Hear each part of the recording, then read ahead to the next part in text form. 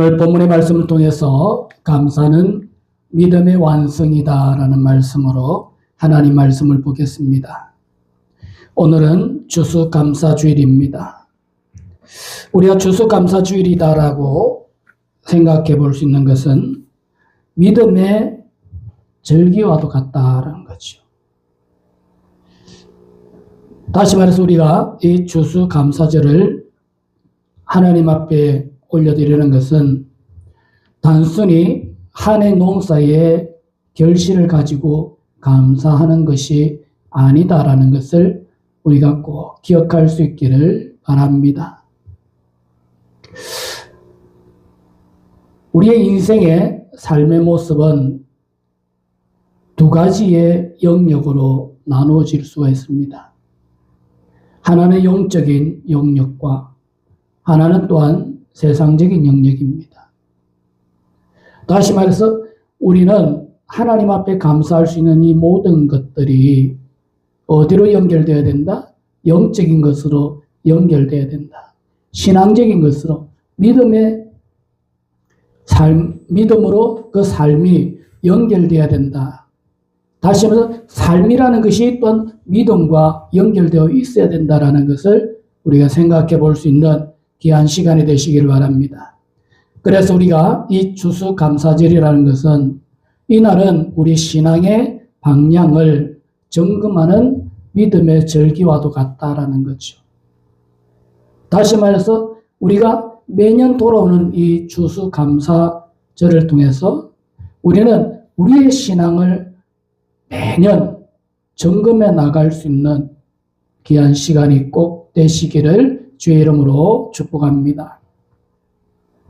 우리는 무엇인가를 점검한다라고 한다는 것은 그 점검은 무엇을 통해서 이루어집니까?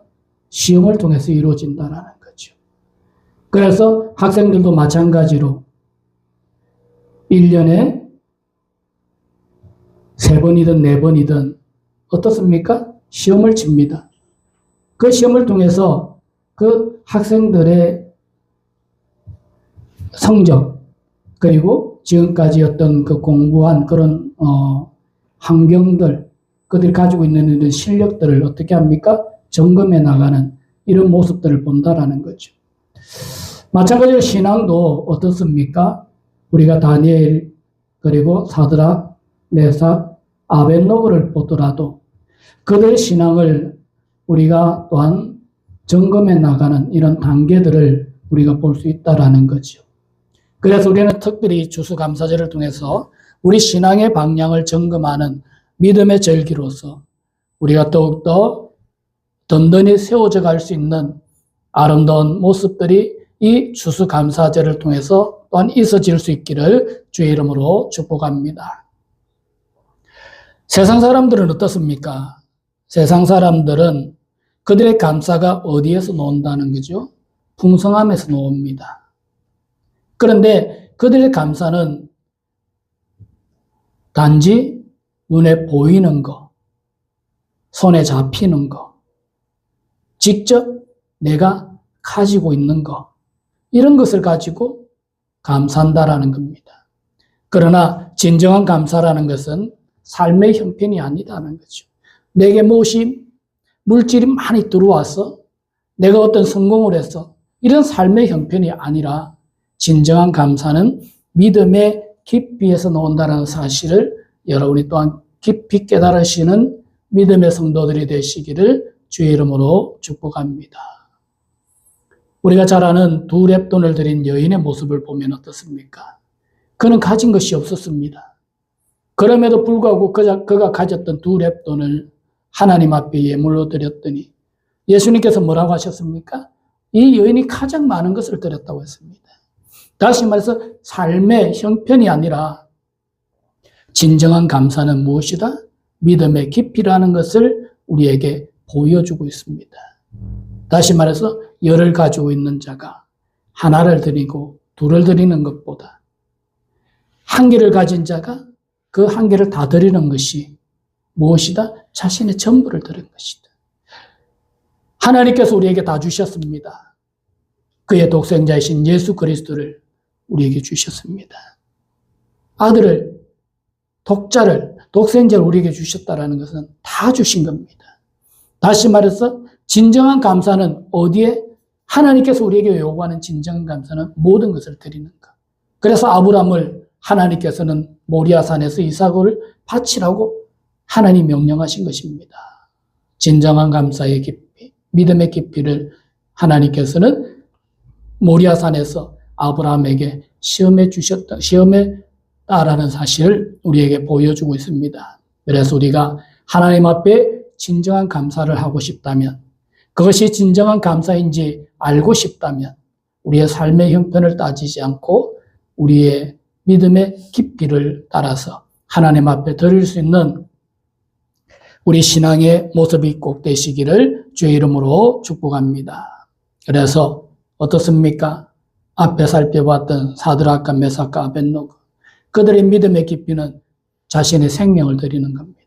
그리하지 아니하실지라도, 하나님께서 우리를 저 불모불에서 건져주지 아니하실지라도 어떻게? 우리는 우상에게 절할 수 없다, 하나님을 배신할 수 없다라고 신앙을 고백했던 것을 우리에게 보여주고 있습니다. 그런 사드락과 메삭과 아벳노고에게 누가 함께 하셨습니까? 예수께서 함께 하셨습니다. 느부갓네살 왕이 묻습니다. 신하들에게 뭐라고요? 분명히 들어갈 때 3명이었지 않느냐, 그런데 저 안에 4명이지 않느냐, 어떻게 된 거냐? 바로 예수께서 함께 하셨음을 우리에게 보여줍니다. 여러분, 믿음의 깊이, 그 깊이를 따라 우리와 함께 하시는 예수님을 체험할 수 있는 귀한 믿음의 성도들이 꼭 되시기를 주의 이름으로 축복합니다. 오늘 본문에 보면 10명의 나병 환자가 나옵니다. 그 중에 9은 돌아오지 않았고 한 나병 환자만 돌아왔습니다. 예수님 묻습니다. 나병 환자 9, 다 같이 은혜로 치료받았는데 예수께 돌아오지 않았던 그들, 그럼에도 불구하고 한 사람은 어떻게 했습니까? 은혜에 감사로 영광을 돌리는 이런 모습들을 우리에게 보여주고 있습니다. 오늘도 하나님은 기다리십니다. 누구를? 감사하는 자를. 행동은 예수께서 주목하신 믿음의 표징이다라는 거죠. 우리는 우리의 감사가 행동으로 하나님 앞에 나타날 수 있기를 주의 이름으로 축복합니다. 그래서 야고보 기자는 믿음과 행위를 구분하지 않았습니다. 믿음과 행위는 일치되어야 된다는 것을 우리에게 말씀해 주고 있다는 거죠. 그래서 우리는 하나님의 은혜를 기억한다면 하나님 앞에 감사의 행동으로 표현할 수 있는 믿음의 성도들이 꼭 되시기를 주의 이름으로 축복합니다. 그래서 우리의 감사는 어때야 됩니까? 입술이 아니다라는 거죠. 삶의 태도이며 믿음의 성장과 가정이다라는 것을 우리에게 보여주고 있습니다. 그래서 하나님께서 말씀합니다. 말라기서 보면 너희가 입술로는 나를 공경하는데 정말 너희가 입술로 고백하는, 입술로 나를 존경한다고 하는 그 모습이 너희 삶에 보이지 않는다. 다시 말해서 입술과 삶이, 입술과 너희의 믿음과 행동이 일치하지 않는다라는 걸 우리에게 보여주고 있습니다. 여러분, 감사라는 것은 입술이 아니다라는 거죠. 껍데기가 아니라는 겁니다.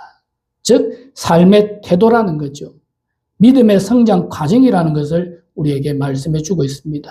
그래서 잊지 않고 기억할 수 있는, 하나님 앞에 감사할 수 있는 우리 믿음의 성도들이 꼭 되시기를 주의 이름으로 축복합니다. 나는 작년에 추수감사절 예물 드렸어. 올해는 안 드려도 돼. 이게 아니라 우리는 매년 하나님 앞에 감사할 수 있어야 됩니다. 왜? 그 주님의 십자가를 우리가 기억하면서, 그 십자가를 통해서 우리가 받은 은혜를 기억하면서 하나님 앞에 우리는 매년 감사할 수 있는 우리 성도들이 꼭 되시기를 주의 이름으로 축복합니다. 그래서 내 마음속에 가진 것도 중요하지만 이것을 어떻게 행동으로 나타내고 보여줘야 된다. 그것이 야고보서 기자가 이야기하는, 우리에게 전하는 말씀입니다. 그래서 상황을 넘어 하나님을 신뢰하는 믿음의 감사가 꼭 있어질 수 있기를 주의 이름으로 축복합니다. 엘리야가 먹을 것이 없는 가부의 집에 갑니다. 자기 가족이 그것을 먹고 이제 거의 인생을 포기할 시점에 그 남은 그거 하나 엘리야가 달라고 합니다.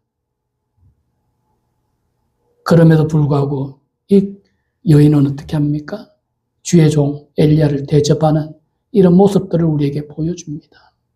다시 말해서 우리는 우리에게 닥친 이 상황을 어떻게 뛰어넘을 수 있는 믿음의 성도들이 꼭 되시기를 바랍니다. 그래서 하나님을 신뢰할 수 있는 믿음의 감사로 하나님께 나아갈 수 있는 우리 성도들이 꼭 되시기를 바랍니다. 아브라함이 모리아산을 올라갈 때에 그 상황을 뛰어넘었던 것과 같이 우리도 뛰어넘어야 됩니다.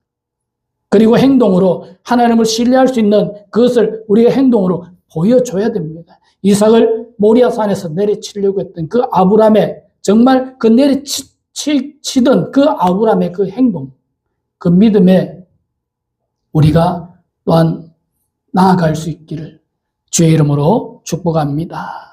하나님은 묻습니다. 그 아홉은 어디 있느냐라는 거죠. 감사라는 것은, 예배라는 것은 감사의 형식이 아닙니다. 삶으로 드러나는 이 믿음의 감사를 결단하는 시간이 꼭 되시기를 주의 이름으로 축복합니다. 그래서 이 시간을 통하여 우리가 이 세 가지가 우리가 해보아야 할 추수감사절의 본질인데, 첫 번째, 감사는 기억에서 시작된다라는 것입니다. 기억에서 시작된다. 오늘 11절에서 14절 말씀을 통해서 감사라는 것이 어디에서? 기억에서 시작된다. 취업에 실패하고 낙심하고 있는 한 청년이 그의 어머니에게 이런 질문을 합니다. 하나님이 왜 나만 힘들게 하실까? 어머니에게 하소연을 합니다. 그럴 때 어머니가 그 아들 청년에게 미소를 지으면서, 그래, 요즘 너 밥을 굶고 있냐? 그랬더니 아들이 아니요 라고 이야기를 합니다. 그러면 너는 집도 가족도 없느냐? 라고 하니까 아닙니다 라고 대답을 합니다. 그러면서 그 어머니가 하는 이야기가, 이런 것만 보지 말고 가진 것을 볼 줄 아는 눈을 가져라. 다시 말해서 우리 인생은 잃어버린 것에 집착합니다. 내가 가진 것에 대해 감사할 줄을 모른다라는 거죠. 진정한 감사는 뭡니까? 내가 잃어버린 것에 대한 것이 아니라 내가 가진 것에 대한 감사를 할 줄 아는 믿음의 성도들이 꼭 되시기를 주의 이름으로 축복합니다. 거기에서 하나님은 우리가 잃어버린 것까지 찾게 해주시는 분인 줄 여러분이 꼭 믿으시기를 바랍니다. 잃어버린 것을 가지고 내가 하나님을 원망하고 그것을 가지고 하소연하고 그런 것이 아니라 내가 가진 것에 감사하고 이 가진 것을 통하여서 만족하고 이 가진 것을 통해서 하나님 앞에 영광을 돌리면 내가 잃어버린 것도 회복시켜 주시는 분이 바로 하나님이라는 사실을 꼭 기억할 수 있기를 바랍니다. 그래서 감사는 없는 것을 세는 것이 아닙니다. 감사라는 것은 이미 받은 것을 기억하는 데서 시작되는 줄 여러분이 꼭 믿으시기를 바랍니다. 우리가 받은 게 뭡니까? 생명입니다. 우리가 받은 게 영생입니다. 이거 하나만 있어도, 이거 하나만 가지고 있어도 우리는 하나님 앞에 감사할 수밖에 없다라는 거죠. 그러면 그 감사를 통해서 하나님께서는 우리에게 잃어버린 것까지 다 채워주시는 줄 여러분이 또한 믿으시기를 주의 이름으로 축복합니다. 우리가 이 자리에서 숨쉬고 있다는 것, 예배드리고 있다는 것, 이것만 해도 충분한 이유가 된다라는 겁니다. 눈에 보이는 물질, 명예, 권력 이런 것 때문에 이것이 없다고 우리가 하나님 앞에 하소연할 것이 아니라 내가 가진 이 생명, 이 영생의 축복을 가지고 하나님 앞에 감사할 수 있는 우리의 성도들이 꼭 되시기를 주의 이름으로 축복합니다. 오늘 본문의 배경을 보면 예수님은 예루살렘으로 가시는 길에 사마리아와 갈릴리 사이를 지나가십니다. 이는 경계 지역, 곧 소외된 자리를 우리에게 상징하고 있습니다. 그곳에서 나병 자를 만나는데 이들은 사회적으로 격리된 사람들입니다. 그들의 외침이 무엇이었습니까? 예수님께 자기들을 불쌍히 여겨달라고 요청하고 있습니다. 그들의 요청은 절박함, 믿음의 요청이었던 것을 우리에게 보여줍니다. 그런데 예수님은 그들에게 바로 치료해 주지 않았습니다. 제사장들에게 가라고 합니다. 왜 그랬을까요? 율법적 절차를 따르게 하심을, 그리고 또한 순종의 믿음의 행위를 요구하심을 우리에게 보여주고 있습니다. 그랬더니 그들이 가는 도중에 깨끗함을 받았습니다. 순종 속에 하나님의 은혜가 역사함을 우리에게 보여주고 있습니다. 감사는 무엇입니까? 감사는 기적 이후 생기는 감정이 아니다라는 거죠. 이미 역사하신 하나님을 기억하고 신뢰하는 데서 출발한다라는 것을 우리가 다시 한번 꼭 기억할 수 있기를 바랍니다. 그래서 오늘도 우리가 성찬 예식을 통해서 하나님을 기억할 수 있는, 우리에게 주신 그 은혜를 우리가 기억할 수 있는, 그래서 하나님 앞에 감사할 수 있는 우리 믿음의 성도들이 꼭 되시기를 주의 이름으로 축복합니다. 많은 사람은 은혜를 경험하나 그 은혜의 근원을 기억하지 않는다라는 거죠. 다시 말해서 오늘 10명의 문둥병자 중에 한 사람은 그 은혜의 근원이 하나님이신 것을 알고 다시 예수께로 돌아가 감사했던 것을 우리에게 보여주고 있습니다. 그러나 9은 어떻습니까? 하나님 앞에 감사하지 않았습니다. 못한 것이 아니라 어떻게 보면 감사하지 않았다는 거죠. 왜? 그들은 생명의 근원이신 하나님을 바로 알지 못했기 때문임을 우리에게 보여줍니다. 그래서 받은 은혜, 우리가 얼마나 자주 기억하는가를 우리가 생각해 볼 수 있기를 바랍니다. 지금까지 내가 하나님께 받은 그 은혜를 우리가 얼마나 자주 기억하고 그것을 하나님 앞에 감사하고 있는가를 우리가 살펴볼 수 있는 귀한 시간이 되시기를 바랍니다. 그래서 은혜의 순간을 의도적으로 되새길 수 있는 습관을 가질 수 있는 우리 믿음의 성도들이 꼭 되시기를 바랍니다. 내게 없는 것이 아니라 하나님께서 내게 주신 것에 감사할 수 있는, 그것을 기억함으로 하나님 앞에 감사할 수 있는 우리 믿음의 성도들이 꼭 되시기를 주의 이름으로 축복합니다. 10명의 나병 환자들, 그들의 외침은 예수 선생님, 우리를 불쌍히 여기소서라고 했습니다. 스스로 아무것도 할 수 없는 처지였지만 예수님만이 자신들의 희망임을 기억했던 것을 우리에게 보여주고 있습니다. 우리 인생이 힘듭니까? 우리 인생이 고통스럽습니까? 세상이 해결할 수 없는 것, 오직 예수만이 해결할 수 있다는 것을 꼭 기억하시고 오늘도 주님께 여러분의 삶을 맡길 수 있는 믿음의 성도들이 꼭 되시기를 주의 이름으로 축복합니다.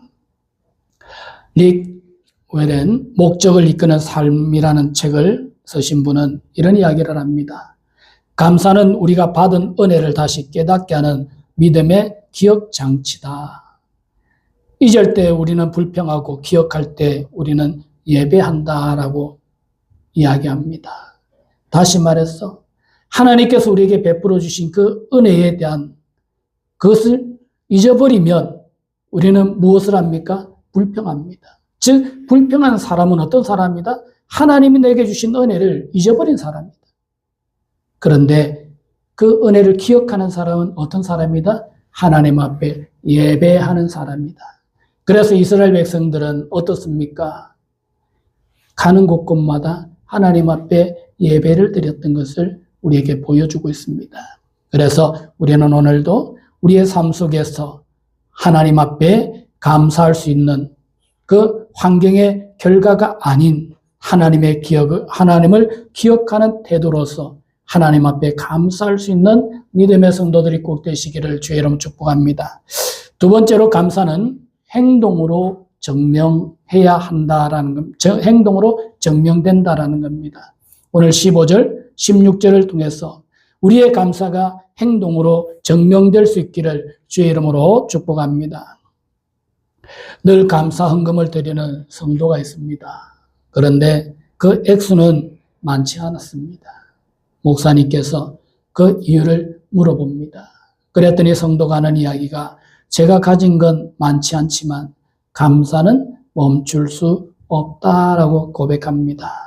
그는 자신의 작은 삶으로 감사의 행동을 드리고 있었던 것을 우리에게 보여주고 있습니다. 감사라는 것은 크고 대단한 일이 아닙니다. 말 한마디의 따뜻함, 작지만 진심 어린 나눔, 그것이 하나님께 드려지는 행동의 감사라는 것을 꼭 기억할 수 있기를 바랍니다. 오늘 본문에 보면 깨끗함을 받은 한 나병 환자를 살펴보면 그는 큰 소리로 하나님께 영광을 돌리며 돌아와 예수의 발 아래 엎드렸다라고 기록되어 있습니다. 여기서 큰 소리라는 것은 단순한 감정 표현이 아니다라는 거죠. 공개적 신앙 고백을 의미하고 있습니다. 여러분, 우리는 예수를 이 땅에 선포할 수 있기를 주의 이름으로 축복합니다. 공개적으로 내 신앙을 고백할 수 있는 이런 담대한 믿음을 가질 수 있기를 바랍니다. 그것은 어디에서 나옵니까? 받은 은혜의 삶에서 드러난다라는 것을 우리에게 보여주고 있습니다. 오늘 본문에 보면 엎드렸다라는 이 동사는 예배의 자세를 나타낸다라고 합니다. 그래서 감사가 곧 예배 행위임을 보여준다라는 거죠. 즉 우리가 하나님 앞에 감사한다라는 것이 단순한 것이 아니라는 겁니다. 의미 없는 것이 아니라는 겁니다. 내가 하나님 앞에 감사하는 것은 내가 하나님 앞에 드리는 예배다라는 것을 우리가 꼭 기억할 수 있기를 주의 이름으로 축복합니다. 그래서 엎드렸다라는 것이 예배의 자세를 나타내는 것이고 이 감사가 곧 예배의 행위임을 우리에게 말씀하고 있듯이 내가 하나님 앞에 감사한다라는 것이 곧 예배다라는 사실을 또한 기억할 수 있기를 바랍니다. 그래서 감사는 마음속 감정에만 머물 수 없다라는 거죠. 그래서 경험자는 행동으로 반응할 수밖에 없다라는 것을 우리에게 보여줍니다. 우리가 어떤 일이 있을 때, 우리가 누구에게인가 큰 도움을 받았을 때 그에게 행동으로 그 감사의 표시를 내는 것과 같이 우리가 드리는 예배, 우리가 드리는 섬김, 우리가 또한 함께하는 이런 나눔들이 하나님께 대한 감사의 표현이라는 것을 꼭 기억하시고 여러분들이 감사의 삶을 살아가며 부족함이 없는 믿음의 성도들이 되시기를 주의 이름으로 축복합니다. 그래서 감사는 결과가 아닌 가정이다. 받은 은혜가 내 안에서 머무는가 혹은 밖으로 흘러가는가가 감사의 진리를 결정한다는 것을 꼭 기억하시고 오늘도 감사의 삶을 통해 하나님 앞에 영광을 돌릴 수 있는 귀한 믿음의 성도들. 그래서 이 감사가 감정에 머물러 있는가? 단지 감정에만 머물러 있는가? 아니면 구체적인 행동으로 이어져 가고 있는가를 우리가 살펴보면서 감사의 마음을 어떻게 보이는 행동으로 표현될 수 있는가를 우리가 살펴볼 수 있는 귀한 시간이 되시기를 바랍니다. 그래서 오늘 본문 돌아온 한 명의 외침은 큰 소리로 하나님께 영광을 돌렸다고 기록되어 있습니다. 예수 발 아래 엎드려 감사의 표현을 했던 이 감사의 마음을 우리가 또한 기억하시고 감사는 반드시 행동으로 드러나는 믿음의 표현인 것을 꼭 기억할 수 있기를 주의 이름으로 축복합니다. 전도자 빌리 그레임은 감사는 말이 아니라 삶으로서 내려가야 할 고백이다. 감사하지 않는 믿음은 아직 걸음마 단계다라고 이야기를 합니다. 즉 감사라는 것은 무엇이다? 말이 아니다라는 거죠. 감사라는 것은 바로 그 삶으로서 내려가야 할 고백이다. 즉 삶과 감사는 어떤 것이다? 일치되어야 되는 것이다. 그래서 앞에서도 우리가 이야기했듯이 입술로만 하는 것이 아니다라는 것을 우리에게 보여주고 있습니다.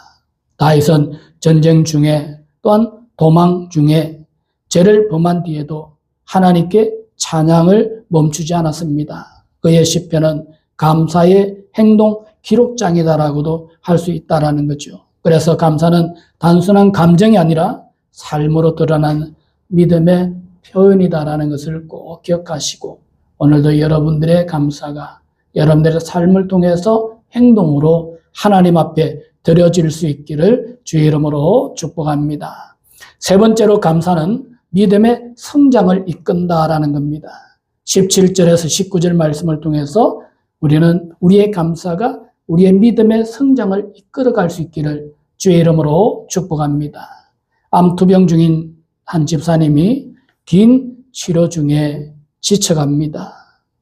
그럼에도 불구하고 우리가 그분의 신앙을 본받을 수 있는 부분이 무엇일까를 생각해 보면 그래도 그는 늘 주님이 나와 함께 하신다고 고백했다라는 거죠. 주변 사람들이 그런 상황 속에서도 어떻게 하나님 앞에 감사할 수 있느냐를 물어보니까 병 낫는 게 감사가 아니라 버리지 않음이 감사다라고 이야기를 합니다. 여러분, 세상에는 많은 질병이 있습니다. 그 질병이 안타깝게도 우리가 기도한다고 다 낫는 것은 아닙니다. 어떤 사람은 하나님의 은혜 가운데서 치유받을 수도 있지만 어떤 사람은 그 병이 치유받지 못할 때도 있습니다. 그렇다고 그것이 하나님의 은혜가 아니라는 것은 아니라는 거죠. 어쨌든 간에 우리 인생은 하나님의 은혜 속에서 살아갑니다. 누구든지 간에 병이 낫든 안